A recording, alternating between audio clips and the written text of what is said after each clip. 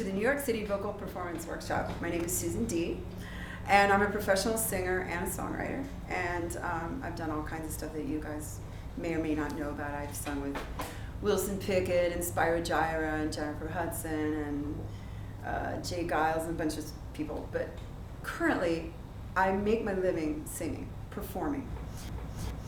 I do rock, I do R&B, I do jazz, I do a lot of different things, but there's some basic performance ideas that I want to teach in this class that go across all genres. And so the first thing I want to talk to you guys about is performance. This is not a technique class in vocal technique, it's performance technique. Why do we perform? Why do we want to get on a stage and sing and perform?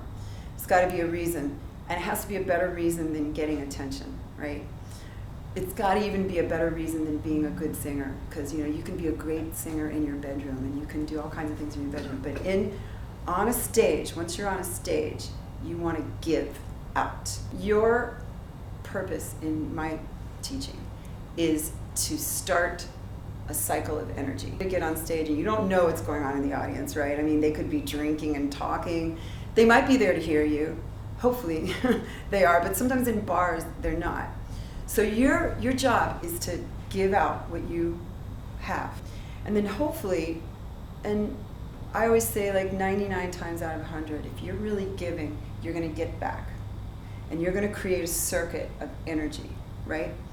And now the idea is for the whole room where you're performing, the bar or the concert hall or whatever it is, to become the performance. The stage and the audience sort of meld into one thing. It's becoming, the whole room is becoming this energy of music and really love. No matter what kind of music it is, it's a kind of love, right? Because you're connecting. One example I wanted to give you, which I can reference, I know you guys know, is the Queen performance in front of Wembley Stadium. You know that scene where he goes out and you see that's 90,000 people, right? He commanded that audience. How did he do that? With 1,000% commitment.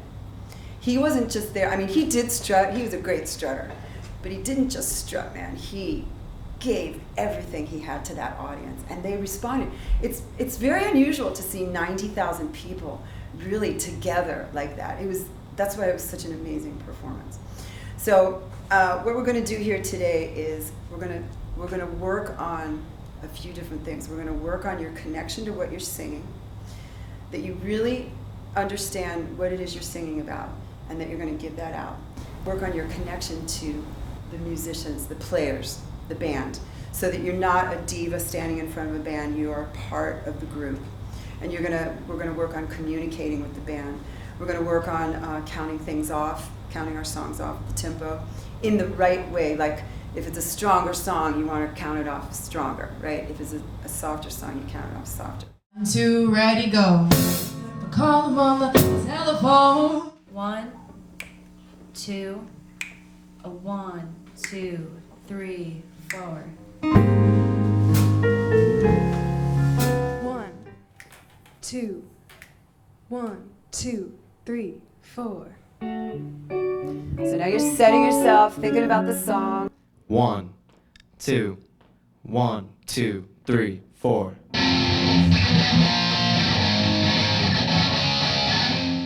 This is about eye contact. And right, you see how I'm leading the band. Did you see where I wanted them to be quieter? I brought them down.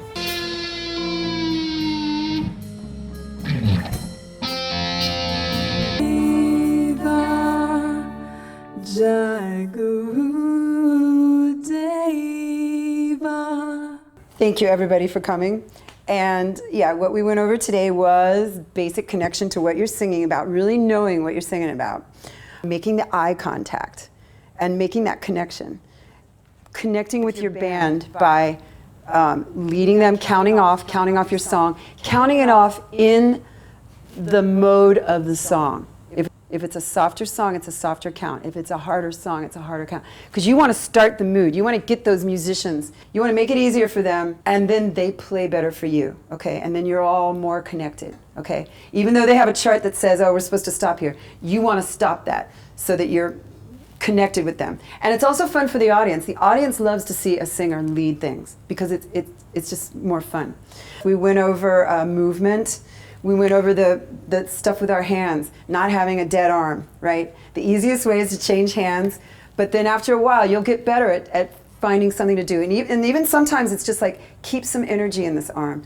Just don't let it go dead like this. Designating solos, bringing the band down when you want them to go down. The ending, a lot of songs on records, you know, they fade. Or, you know, so sometimes you have to come up with an ending. Like we came up with Bailey's ending where we made the last one an a cappella. But when you lead that ending, it's just so much more fun. It's so much stronger. That's it. Thank you. That's the workshop. Okay, thank you. Thanks everybody, thank you.